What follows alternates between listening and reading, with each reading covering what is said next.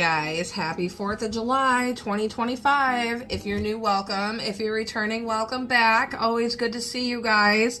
So I'm going to be doing something a little different today. I'm going to be talking about a battle from the Revolutionary War that is very near and dear to my family. It shaped my family and really kind of makes me proud of my heritage and stuff like that. So we're going to get into the Battle of Guilford Courthouse. All right, you ready?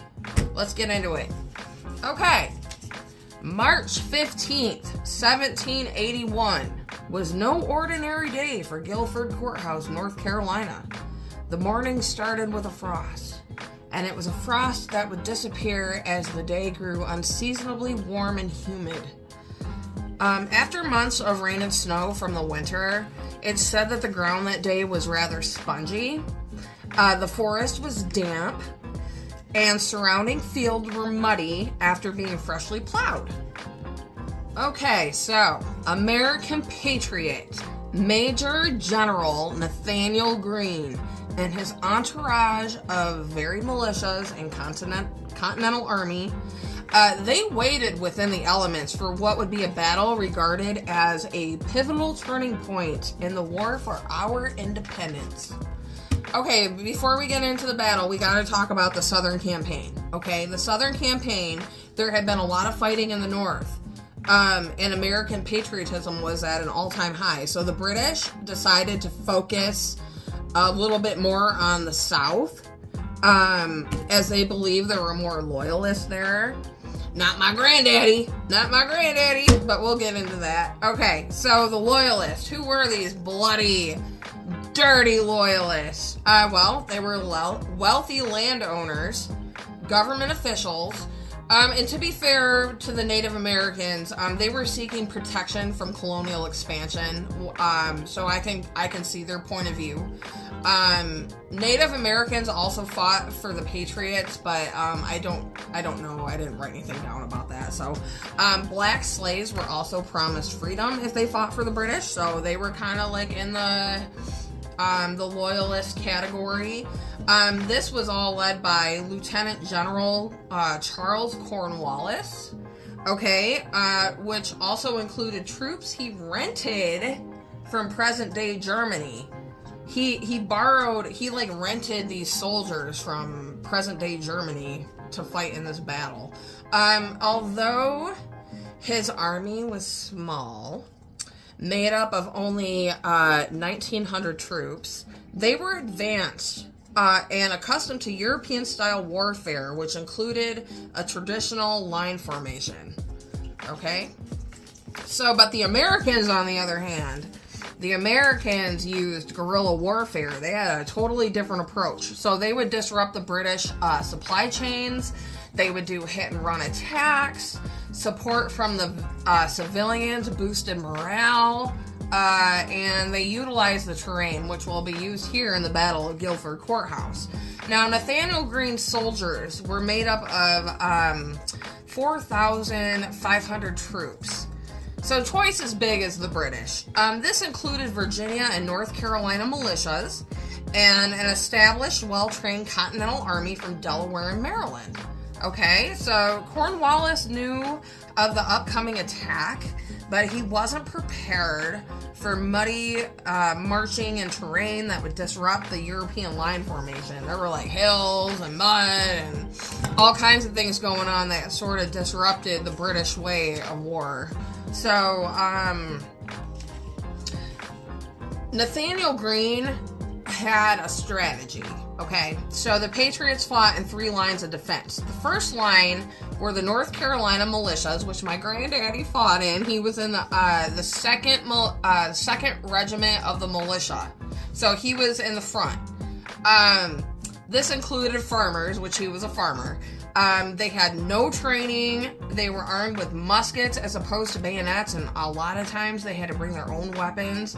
These guys were like totally untrained. Okay, so Nathaniel Greene ordered them to fire 2 volleys and then retreat. Quote, "Let them give the enemy 2 fires and then retire." So all they had to do was shoot and run. But the problem was, some of the men ran. before firing, which really annoyed a lot of people.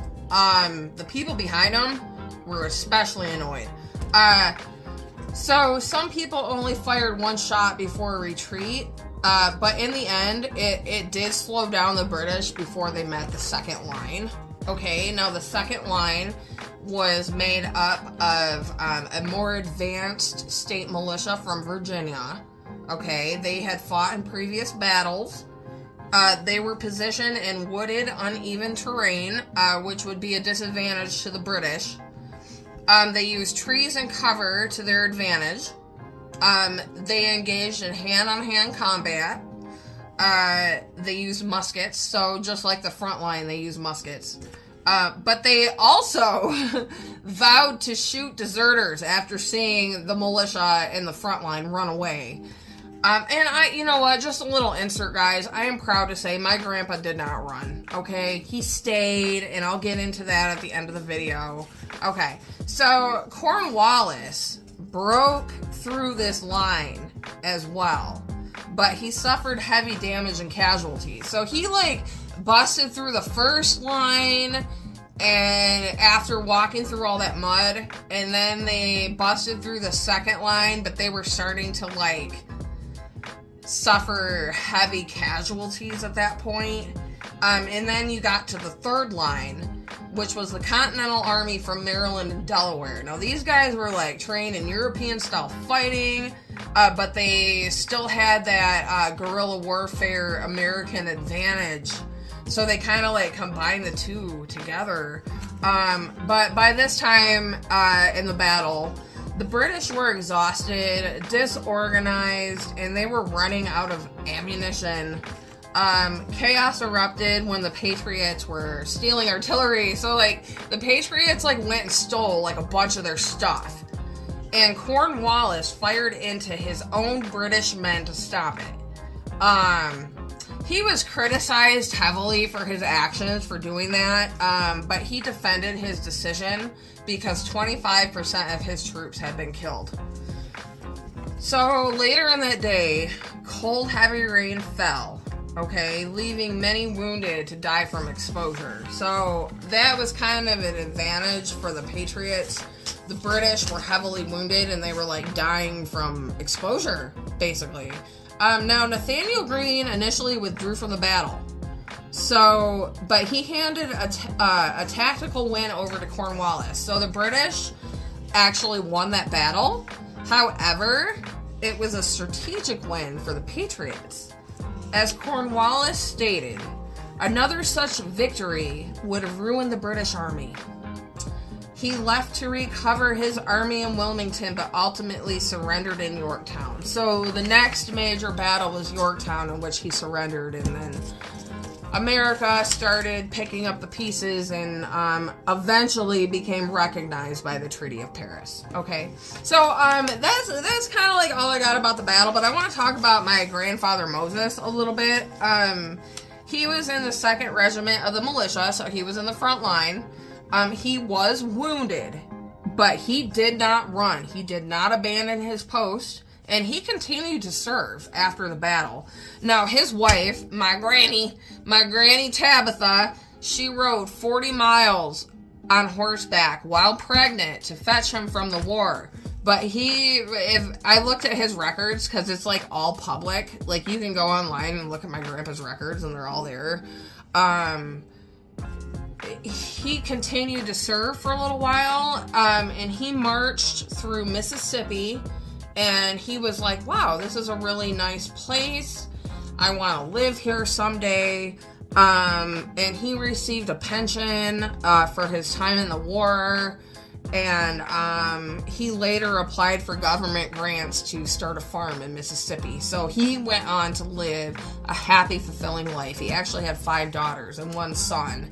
The son is the person I'm related to the most. So, very cool. It's, like, a really cool part of my family history. I had a really fun time, like, researching it because it's not something I'm familiar with. I'm not familiar with battles or the army or anything like that. So, I was a little lost at first, but totally cool family history. I hope you enjoyed it. And I'll see you next time.